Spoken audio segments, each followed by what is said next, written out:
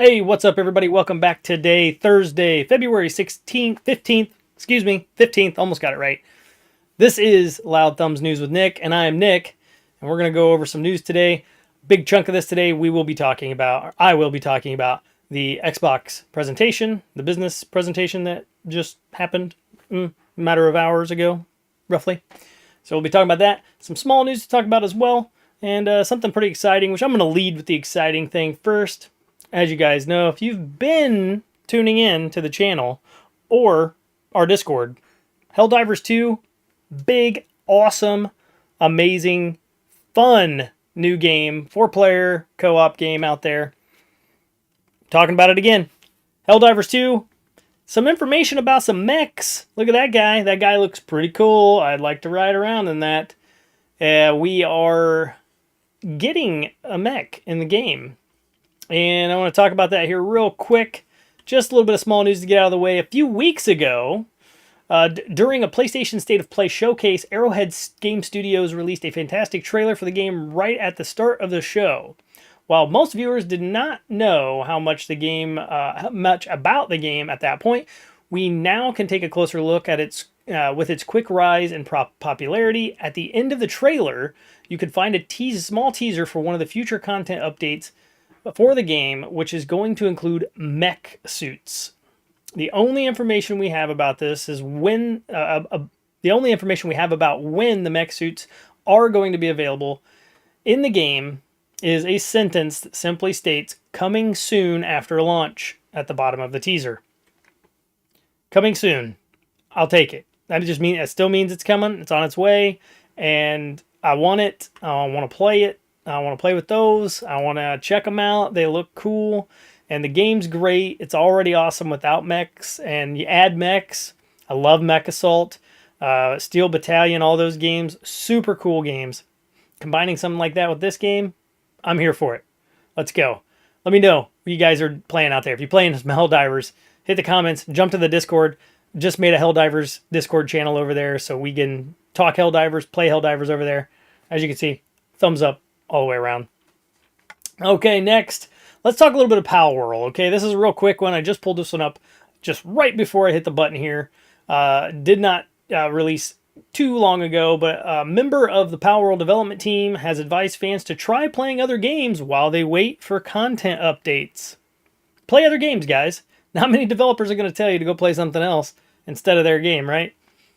The reason for this sounds like we're going to have some gaps in between updates and content launches, DLC, call it what you will. The game is in early access, so take everything with a grain of salt right now. It is just one of those things. But want everybody out there to know that. Go play something else. Go play Helldivers. Go play Helldivers. And wait for Pal World to get updated. I wouldn't be disappointed, but anyway, that's just me. All right, let's get into, well, you know what? Let's do one other Xbox-related thing before we get into the real big meat, and I'll just finish off at the end here. This guy right here, this Series S console, is a fantastic console. I love it. There's actually one sitting right here in front of me. That is my son's, and it works great for him. Yes, it has some developer woes. Certain, we have the whole Baldur's Gate thing that happened with no co-op able to be played on it. Yeah, it's got some limitations, but this thing is amazing for the price. And the regular price is $299 or $350 depending on the version you pick up. This version right here, go to Target. You get Game Pass Ultimate with it. $219.99. Okay? Go pick it up because it's worth it. We're going to talk about why it's still valid to keep an Xbox here in a minute, but listen to the other things going on. You're getting that Game Pass Ultimate in there as well, right? Game Pass has now surpassed 34 million fully paid subscribers. Okay? So this comes from Phil Spencer on the growth of the company. It was mentioned briefly in an announcement with the Diablo 4 coming to Game Pass, which, watch out for that, March 28th. You're going to see Diablo 4 on the Game Pass as well. But as quoted from Phil Spencer here, that's fully paid. So those are not promotional players. Those are people fully paid subs. That's pretty incredible, okay? This thing obviously started at 0 and it's been around less than, really at full steam, really less than 4 years. And we're talking almost 10 million a year that's gaining. That's incredible. So double dip here. Get yourself a deal, get yourself some Game Pass, and get yourself a ton of games. Jump into the Xbox ecosystem. They want you over there. I think their quote and their tagline is "Jump in." At least it used to be. Go, jump in. So speaking of jumping in, I'm going to talk. We're going to talk. I'm going to talk about Xbox. Okay. For the remainder of this here, I'm going to try and keep it short as well, and sweet and to the point. But Xbox right here. Well, they've been stated as saying they want to be on all the screens, right? They want to be able to play on anything. Well, we had the business conference today. They did talk about a lot of stuff in there. It was a little over 20 minutes long. It was well done. It was concise. They hit the points that they wanted to hit, shared a little bit more here and there. They still kept a lot of things close to the chest. The biggest thing to start with I want to talk about is they talked about 4 games. They only gave us the number 4. They did not tell us the games. They talked about the games, and they said it would not be Starfield or Indiana Jones that is going to be jumping ship. At least right away. We don't know their long-term thoughts, right? Are they going to keep things for a year or two and then they're going to move to other consoles? Probably. I really think that's what they're going to do. I don't think that's a bad business decision. I think that is a good way to go because you can really show off your console and your platform first and foremost, and then if the game gets port it over, let it play elsewhere, make more money on it. That's the business decisions I think they're going for. So we have games over a year old. These are just some of the things that Phil talked about. 4 games, okay? These games are all over a year old. It was very, very cryptic, right? It's like he was just doing like a, I don't know. It was just like a puzzle, like messing with our heads, making us think about what it is. And I will say, why not just say it? But I do understand the business aspect of it. There's a lot of things and moving pieces and so on and so forth. But all these games are at least 1 year old. My guesses, and tell me your guesses in the comments. Hit the comments below. Let me know what you guys are thinking they are. My original guesses, which I have since kind of adjusted, were going to be Pentiment, Hi-Fi Rush, Halo, and Gears of War. Okay? Because 2 of the games, he said, were smaller games, not made to be exclusive to begin with. I think that's the Pentiment and the Hi-Fi Rush. The second 2, he said that they are community-driven games. Now, I immediately thought of Halo, because I play Halo in a community with friends, right? Since then, I think I've changed what that game would be, and I feel like it would be a Sea of Thieves. That's more community-driven. It's an online-only game, that kind of thing. I mean, Halo is online-only as well, but I don't know. I don't think it fits the vibe yet. I think that would be too big of a one to give away right away. I think Sea of Thieves needs to grow. I think Halo needs to stay and learn what they've made mistakes on first before they kind of branch out and make bigger mistakes or the same mistakes again on other consoles. And we already know they've had hard times making the Halo games actually play properly, even clear back from the Master Chief Collection.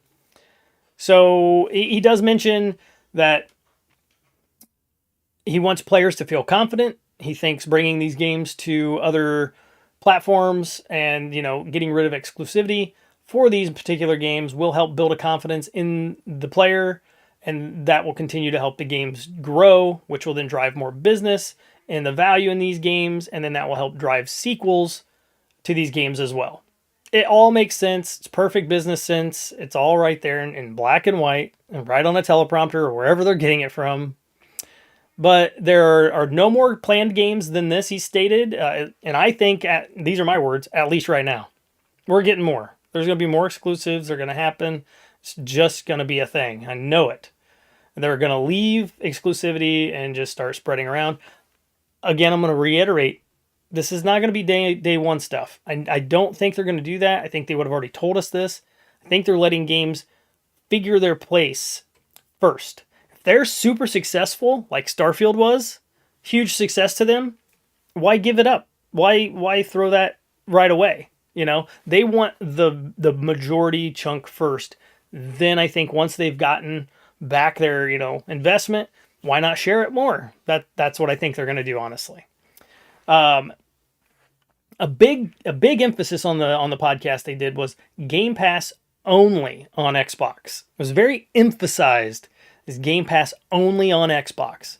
Now, this felt more like meaning it's only going to be on an Xbox console or in the Xbox ecosystem. You're not going to see it coming to Nintendo Switch. You're not see it coming to PlayStation 5, at least nowhere near soon. Okay, that's probably a 5+ year down the road situation to try and get something like that to run on the Switch 2, possibly. It's not definitely coming to the original Switch, but yes. And then, as I mentioned earlier, they did talk about Activision Blizzard, and they're going to be bringing Diablo 4 to Game Pass starting March 28th. That's the first game, it sounds like, that they're going to do that with, but it sounds like starting March 28th, you're going to see Activision Blizzard games on Game Pass. More than we have right now, obviously. Another thing they kind of really pushed on that I took note of was Xbox being the biggest development on nearly every platform. Like the biggest developer, I should say. So a little bit of a pie in the face moment where he was like, we're one of the biggest publishers on PlayStation, he said. We're one of the biggest publishers on PC, and we're one of the biggest publishers on cloud gaming and mobile. And he's not wrong, because, they almost invented cloud gaming, at least keeping it alive. PlayStation has how many Bethesda titles on it, right? There's a ton, okay? There's a lot of Activision games over there too, right? They own Activision. And clearly PC goes without even discussing it. But there's a bit of a yeah, we're making a lot of money off of your consoles, selling games for us. So they're already kind of making money there. Why extra fuel to the fire for me, extra validity to the conversations? Yeah, you're not going to give up something right away day one. And I think this is a smart move. I think that's the way it should have been. I'm glad they did it the way they did. And the way they're telling us right now they're doing it. It could change tomorrow. Who knows? But I do have some problems, though, okay? Some of this stuff they talked about here, the pie-in-the-face moments, and, them not giving up exclusivities, all happy about that. I think that's super cool. That's the way I would want things to go. The things I'm not cool with is this, we have more layoffs going on, and I'm not reporting on them today, but, there were 1,400 more layoffs today, right? Across the gaming companies. So they get into a point in the conversation where they only spent 2 or 3 sentences on this, maybe a paragraph, and they start talking about the games and the company and the growth. And it was stated that they have the highest growth on console, PC, and cloud that they've ever had. And they're showing double-digit growth rate on PC and cloud. Cover your ears, but that's a what the fuck moment for me. You just laid off 2,000 people.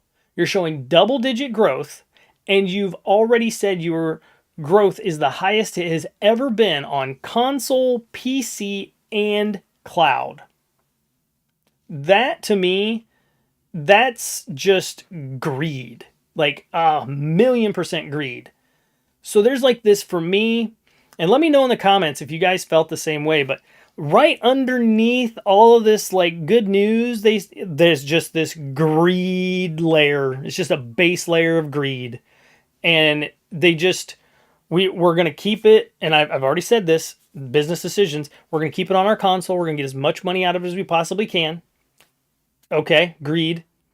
We're going to then pass it on and port it to other consoles, and we're going to try and double money there. Greed.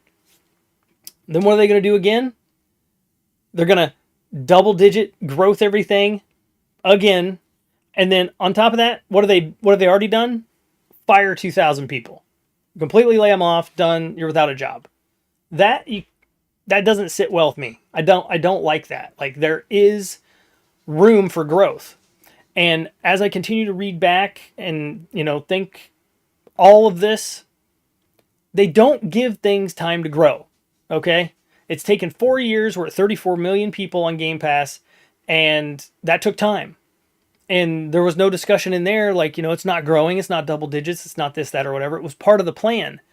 Well, don't you think part of the plan would have been Activision Blizzard's getting acquired, and maybe we should give time for that acquisition to settle and grow before we do anything further? But instead, we're going to get rid of these people, and then we're going to have double-digit growth, and we're going to be the biggest on all these consoles and cloud and PC that we've ever been, but we're still going to keep making consoles, we're still going to keep making games, and, some are going to be exclusive. That's what we want you to focus on. It was like, that was like the big bullet point, but there's just this tiny bit. It bothered me a lot, guys. So let me know in the comments what you guys think about that too, because it definitely an underlying piece that I did not like. And he mentions the layoffs in the conversation, that they had to make hard decisions and this and that and the other. And it's like, I don't think those decisions are easy. I mean, we're all human. We don't want to see everybody, I don't think, anyway. I don't. Let me speak for myself. I don't want to see people just like crash and burn. But come on, like what's going on here? $1 trillion companies, like 11 trillion or some crazy. I don't remember. It's a stupid amount of money. But continuing on, that's my soapbox. I could go for hours on that soapbox.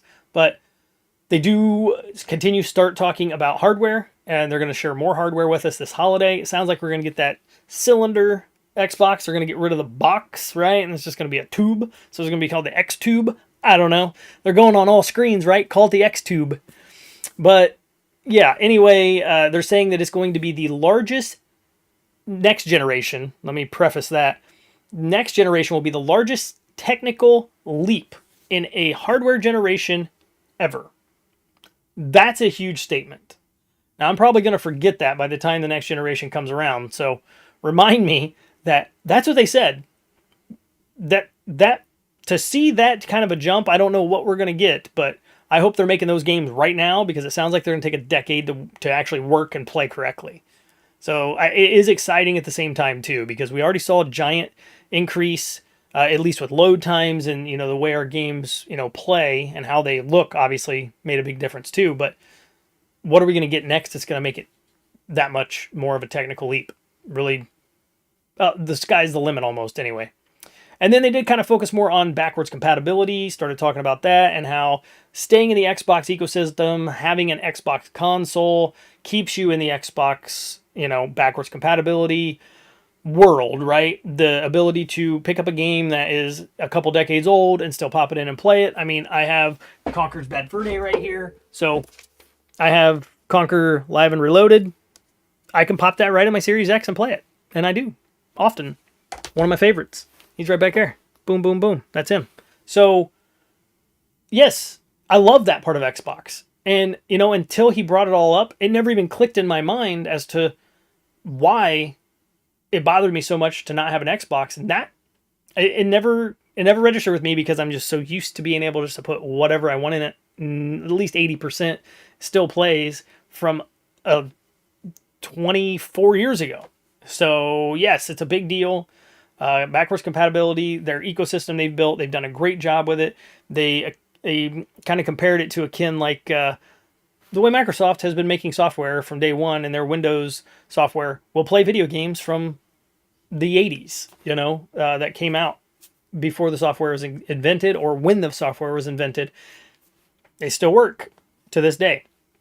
So keeping things continually working like that is awesome.